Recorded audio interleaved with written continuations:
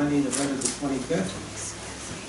Approval of the agenda with the November 25th, 2019 regular meeting agenda be adopted as presented. Move second. All those in favor? Those carried. The adoption of the minutes of the regular council meeting held November the 12th, 2019 be adopted as presented. Move second. Sorry. There's no delegations, no staff reports, no committee reports. We're down to mayor and council reports. We're down to number 7 already.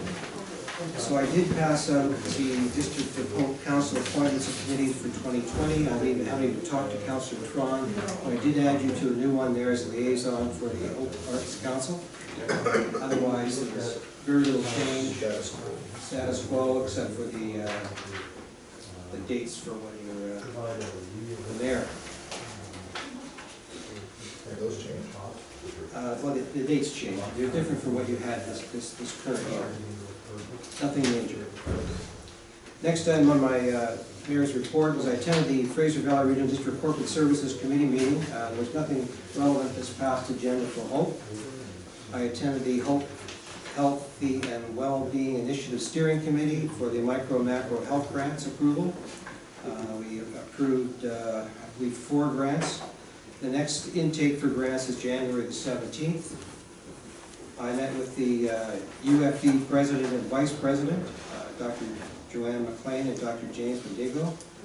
We discussed local educational opportunities for our area for mature and new students, and possible UFD and Japanese sister city student exchange programs. So Mr. Mendigo is new in his position, just arrived from Ontario. I attended the Fraser Valley Healthcare Foundation fundraising breakfast. It's the first one they've done in our community, and they were raising funds for our emergency room stretchers. We're looking to change to 4, which was also what the auxiliary was working on. At $12,000 each, they need to raise a lot of money. I attended the WasteWise community public meeting put on by the Fraser Valley Regional District. It was a good turnout, many questions, and a lot of suggestions for change. We will need a strong communication plan for sure for the community when we roll it out. I could see where it's going to be a long introduction, and in fact they recommended it would probably take about 2 years for the community to get comfortable with the new program. And I can see how that could happen. The last thing is that I attended the firefighters' Christmas party. It's my 2nd time. I enjoyed that event. They have a strong group, and they continue to bring in new young recruits. And there was two new ones announced again at the Christmas party: Jennifer Cook and Mark Duncan. And the esprit de corps, if you will, for that group is very good, and they had a lot of fun, and it was a great evening. And that's the end of my report this week. Councillor Tron this week, please. Thank you. I don't have a lot to report this week, but I just wanted to give props to the community in Bloom and all the volunteers and district staff for the good job for the lights. Looking forward to seeing them all lit up next weekend, but so far it looks like a great improvement. I'm looking forward to seeing what they look like. And also wanted to let everybody know that this weekend they're having a combined, it's the first year they've done this before, but a combined men's and ladies volunteer Hope Curling Club. It's the 60th anniversary, I guess, since the walls went up over there. So yeah, they're still plugging along, and feel free to go up and take some of it in. And that's from Friday at 5 p.m. till Sunday probably at 4 p.m. So looking forward to the weekend. That's it. Thanks for that update. Councillor Stewart. Thank you. So around November 15th, I was approached by a community member who brought forward some concerns about vandalism, theft, and substance use materials in the community and downtown core, especially during the tourist season. And they just wanted me to ask if we would bring forward for consideration in the upcoming budget possibly some security at the late night or definitely during peak season. So just to consider that. On November 19th, I attended a Golden Agers meeting. The Christmas dinner is scheduled for December the 14th at the Eagles Hall. Tickets are $10 for members and $18 for non-members. They had a very successful fall tea, 59 people attended, and the proceeds that they get from the grocery program with Bylaw Foods and Save On Foods helped pay for the food and coffee supplies for those events. So those are really, really helpful. They're doing well with that receipt program. They had their AGM, and all of the positions remained the same, with the exception of 2. And the new vice chair, or vice president, is Terry Wilson, and Mr. Murphy has stepped down to be a director from the vice president spot. The next pancake breakfast will be on January the 4th from 9 to 11 a.m. And the next Golden Ager meeting is January 21st. They had some comments and questions. They actually were the ones that mentioned about the solid waste thing at the rec center. They saw it in the paper, so I encouraged them to please attend. The e-bus pickup point has been changing from Water Avenue to Hudson Bay and back to Water Avenue. And if you're a senior citizen and the bus pulls up at a different spot than where you are, you're running to get to the bus stop. So they brought that up as a concern, and I spoke with Shannon at Advantage Hope, and she was very quick to get in touch with eBus and solidify that the pickup spot will be on Hudson Bay Street. One was because the building is now in the trailer, and this way the people will be able to attend the info center. There's good lighting there, and it just seems to be a better place for the stop. So she was very quick to respond, and it was a good thing. Also, November 21st, I attended the It's a Wonderful Breakfast, and I also attended the Solid Waste at the Rec Center. Just want to say thank you to the 2 presenters. They were very professional and understanding towards the community members that were there, and I just wanted to say that. And also thank you to the ratepayers for videotaping the event.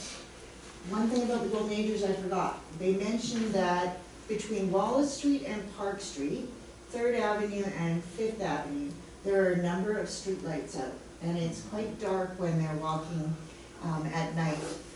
So if it's possible to replace some bulbs in that area, that would be greatly appreciated. That's everything. Thank you. Thank you, Councillor Stewart. While you're speaking of Golden Agers, I forgot to mention that they needed a new battery for their AED machine, and the Lions stepped up and provided that. So we appreciate the Lions that got the new battery, or the money for the new battery, and Terry Wilson's going to take care of that. Fantastic. Councillor Smith. Attended the Fraser Valley Regional Board meeting, and we put the 2020 budget to bed. It's a bit of a process over about 3 months, so I'm looking forward to that. At our library on December 14th, we're having letters to Santa from 1 o'clock to 2:30. I'm told there will be probably a visit from the right jolly old elf himself. Bring your kids and enjoy fun.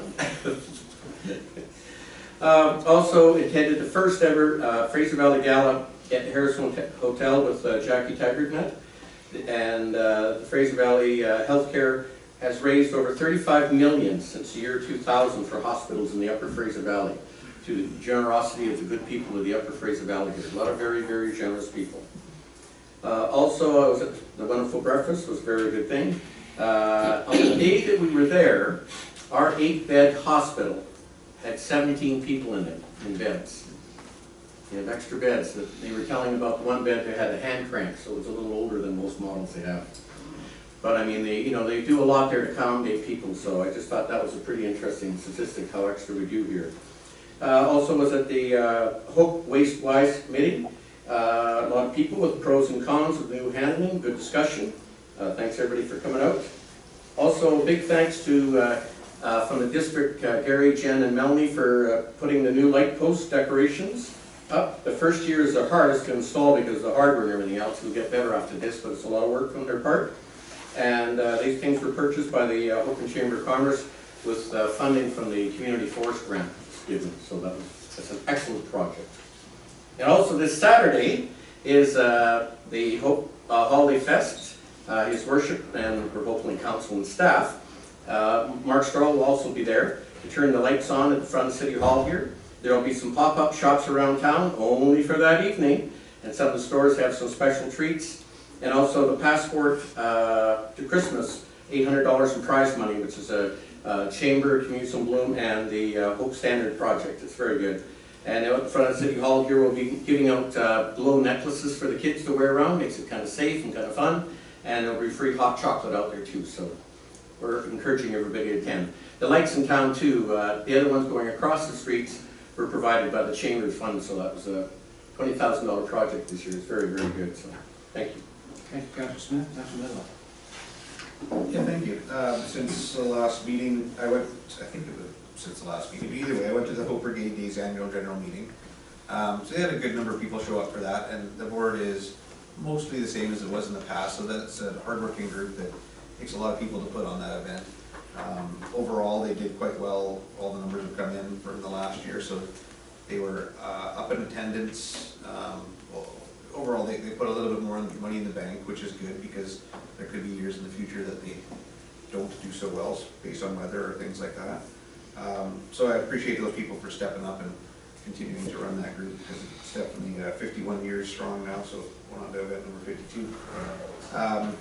Went to the event at Schultz meeting. Most of the discussion there was surrounding the work plan for 2020 and what that's going to look like. It's a very similar layout to the work plan in the past, updating things, ticking off things that have been accomplished.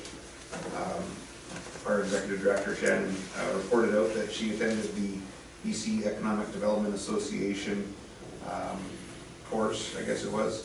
And while she was at the course, there was a minister's dinner that had representation from several of the ministries. And she made a connection there and was invited to sit on a panel on behalf of communities in BC that are participating in the provincial nominee program. So she sat on a panel to discuss how that process is working in Hope. And there was over 600 delegates between people in person and watching online. So that's pretty good to get Hope out there in the forefront, and I'm proud of them for accomplishing that.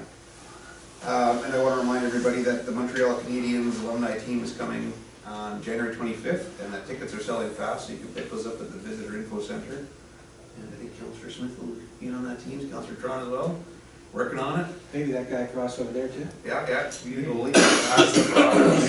Sure. And yeah, so go to the Info Center and pick up some tickets. And that's all I have to report. Thank you. Councillor Erickson.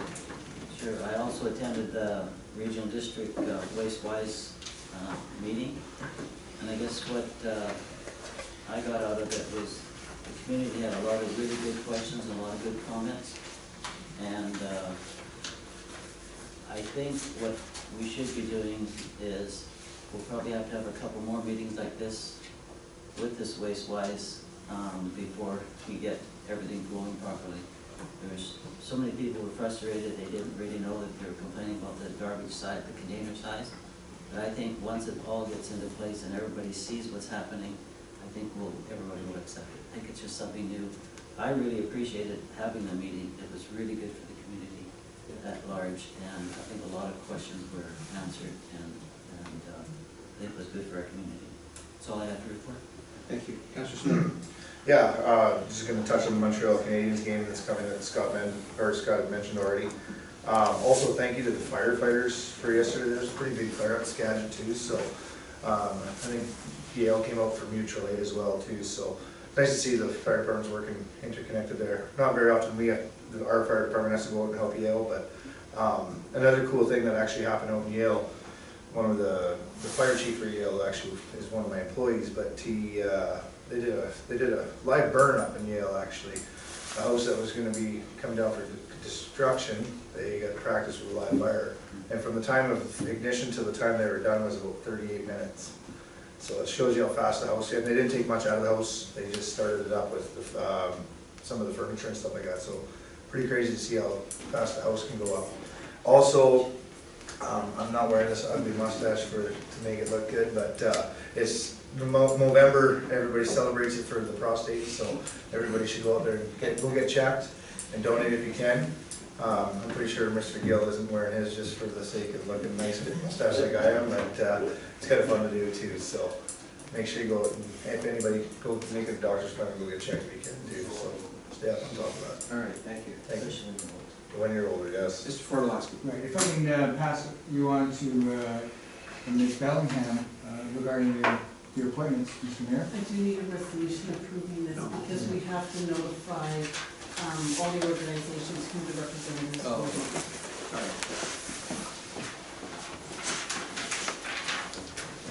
So you want to have a quick look at it before someone brings a motion forward? Status quo, except for Councillor Frog. What next year? How often? Yeah. We meet in Florida 3 times a year. Oh, perfect. In Florida, I don't know. It's not- I don't know. Someone will be getting in touch with you Yes. shortly. All right. Sure, yeah. I'm fine. I'll make a motion that the appointments be approved. All right. Moved and second, all those in favor, opposed, carried. Thank you. A little bit of housekeeping there. We're up to date again. Over to permits and bylaws. The District of Hope 2019-2023 Financial Plan Amendment Bylaw, the District of Hope 2019-2023 Financial Bylaw Amendment, number 1465-2019, be adopted this 25th day of November 2019. I don't, moved? Yeah, second? Question? I guess I might have to talk to John. On the line where it says revenue from owned sources, 1,019,200, what's that all about? And then for 2020, 32,034. What's the huge increase there? Mr. Mayor, quite frankly, I don't recall. And Maybe that's something we could do before council meeting next time. Councilor Erickson said staff is prepared. I don't recall that either. Just, when I was going through it, I saw that and I thought, what? regardless, at the end of the day, as briefed by Dale, this, the amendment that you've read 3 times sees a reallocation of funds to reflect reality as far as project process, but also increased revenue from the development section and other areas. So there is no, this doesn't ask for any more money from the I taxpayers. noticed This it is good news balances. story. I noticed it balances, but I just, was wondering. I can provide you that information.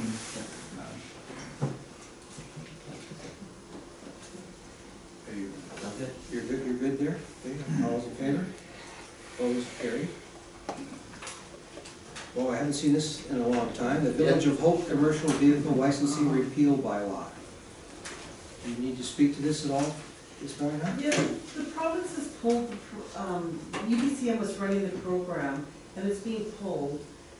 We only have ever issued, I've been told, is 2 licenses, and it's really not even for people within the municipality. So I don't know that it's been a well-utilized program, and it's certainly more work for UBCM than any revenue generated. And they're dropping the program? Yes. Okay. So it reads that the Village of Hope Commercial Vehicle Licensing Repeal Bylaw number 1468, 2019 be read a first, second, and third time this 25th day of November 2019. Moved. Second. All those in favor? Opposed? Carried. The next one is the Fraser Valley Intermunicipal Business License Amendment Bylaw, which we spoke to before. Do you want to speak to it again? You should. Oh, sorry, yes. On this one, unfortunately, I got the news late. Last time I told you we were introducing the non-resident intermunicipal mobile business license, and that part has been pulled for next year. So we'll be going into further discussions with it. In fact, I think I have a conference call next week on it. We were trying to line up when Metro Vancouver was doing it, but there's quite a few municipalities on our side that are saying we shouldn't have to wait for Metro Vancouver. So we will be entertaining further discussions. So right now, the amendment will only be to include, I think it was Harrison Hospital and Mayor. All right, so, excuse me, the Fraser Valley Intermunicipal Business License Amendment Bylaw number 1469, 2019, you read it first, second, and third time, it's 25th day of November 2019, so that we're all clear. And I move it to the seconder, all in favor, vote is carried. Mr. Fordolotsky. Mr. Mayor and Council, this rezoning application deals with that density according to the OCP, and I'd like my colleague, Mr. Gill, to speak to this matter, please. Your Worship, Honorable Council, this rezoning that's come before you is for 324 Crescent. The proponent would like to rezone the property from single-family residential to a two-family residential zone in order to construct a duplex. Some background information prior to considering an application. The topography of the land for this parcel is quite steep, and due to the fact that in 1995 we had a debris flow event, the District of Hope Community Development Department asked for a geotechnical hazard report.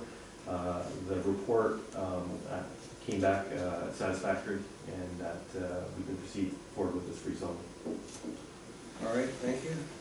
So the District of Hope zoning amendment bylaw number 1466, 2019, be given a first, second, and third readings in order to rezone the property 320 Forest Crescent from single-family residential RS1 to two-family residential RD-1. And further, that the public be notified in accordance with the District of Hope application procedures and public hearings information meeting procedural bylaw number 1393, the Local Government Act and the Community Charter. Moved? Moved. Second. Second, all those in favor? That's carried. Thank you. Then I step out of the next one here. All right. Thank you, Councilor Smith.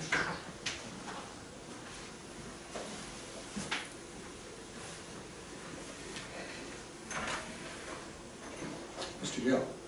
Your Worship, the following report was for a geotechnical hazard development permit for the property at 63450 Flood Hope Road. On September 25th, 2019, works to construct a shop on the subject property commenced without necessary district permits. Approval, following notification from the district of the applicant met with the district staff to review the current and intended work and applied for the required district of planning development or department permits. And so this development permit would then, if approved by council, would move forward towards a building permit application. Okay.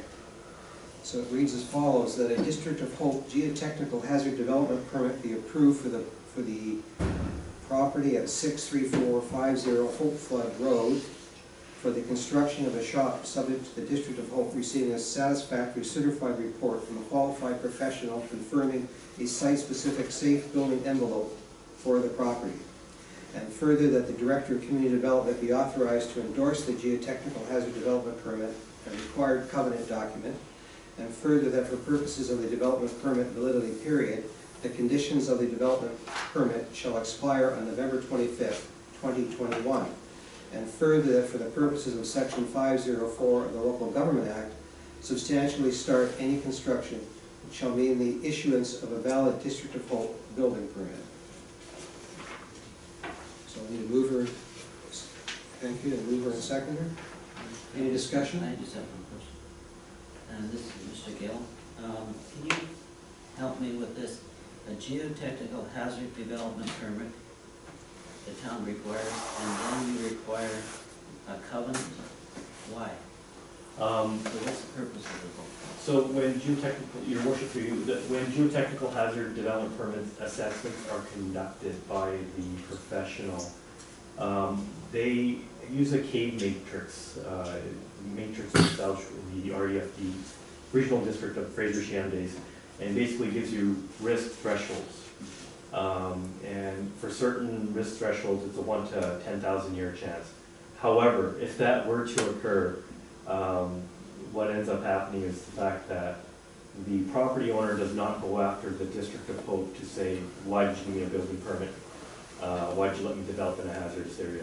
That there's a mutual acknowledgement between the two parties, and that the property owner isn't gonna use this to absolve him to doing further development either, since it is a hazard area. So there's, even though we get a geotechnical hazard, some geotech comes in and says everything's okay to build, we don't rely on him, we're gonna say, because he's not gonna take responsibility, and we don't wanna take responsibility, and yet we have to issue this permit. The assurance that the professional is providing is what the client is paying for, or the property owner is paying for. However, things could change in the future. Nothing is encapsulated or is static. The world evolves, obviously, and even with drainage patterns, mountainsides, erosion, all that, there's still a chance in the future that something could happen. But this report just encapsulates it for the time being for that development. It's specific. If I can, Mr. Mayor, this is common best practice amongst communities where you have geotechnical issues. I know it's, we've been doing it, and I keep thinking in my mind, the engineer's not taking responsibility, or he can take some responsibility. Now, we're not taking responsibility, so the landowner's taking responsibility. And yet, we have to issue the development permit.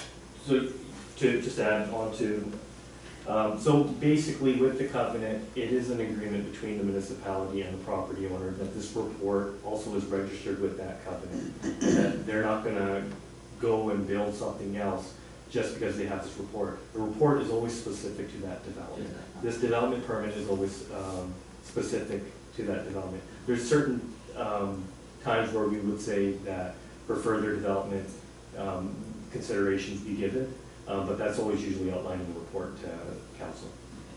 Thank you. Thank you, Councilor Erickson. Good question. Call the question. All those in favor? Opposed? Carried. Councilor Trump, would you mind getting Councilor Smith, please?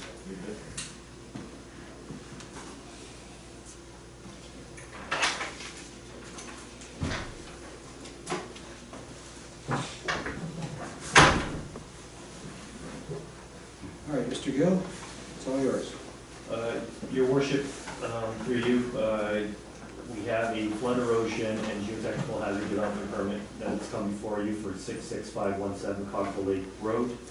On October 29, 2019, works to demolish and rebuild a long-standing dwelling on the subject property commenced without the necessary district of Hope permits and approvals. Following notification from the district of Hope, the applicant met with district staff to review the current and intended works and applied for the required district of Hope permits. So we're back. Everything's in place at the moment? Thank Yes, you. it is. So that a District of Hope flood and erosion geotechnical hazard development permit be approved for the property at 66517 Cockville Lake Road for the replacement of a dwelling subject to the District of Hope receiving a satisfactory certified report from a qualified professional confirming site-specific safe building requirements for the property. Further, that the Director of Community Development be authorized to endorse the flood and erosion geotechnical hazard development permit and required covenant document. And further, that for purposes of the development permit validity period, the conditions of the development permit shall expire on November 25th, 2021. Further, that for the purposes of Section 504 of the Local Government Act, substantially start any construction shall mean the issuance of a valid District of Hope building permit. Any questions of staff, discussion? Councilor Medlock? I could move for discussion, but my question is, so this one speaks in the report about there's works to demolish a building, and then the district went by and whatever, started this process. So we normally have demolition permits and things. Was that ever taken out, or did we collect those fees, or how does that part of it work? The proponent was in contravention of that aspect of the building bylaw where a demolition permit was not taken out. And also there were, I guess, fines assessed against the works. Okay, I'm just curious if we go back and collect a permit fee, but if there's fines, I'm sure that takes care of that. Through your worship, yes, there was a demolition permit taken. In order to remove, let's say, a stop work order that's specific to, let's say, demolition, a permit application needs to be made, Okay. and the appropriate application fee was paid. So all has been made right in the world. That is correct. At the moment. Yes. Any questions? Okay, do I get a second? Yeah, okay, all those in favor? Opposed? Carried. Correspondence, for information correspondence list dated November 25th be received. Moved and seconded, all those in favor? Opposed? Carried. Question period. Call for questions from the public for items relevant to this current agenda. All right, notice the next meeting is Monday, December the 9th, right here, same time, same place. Motion to proceed to closed meeting. Okay. Favor,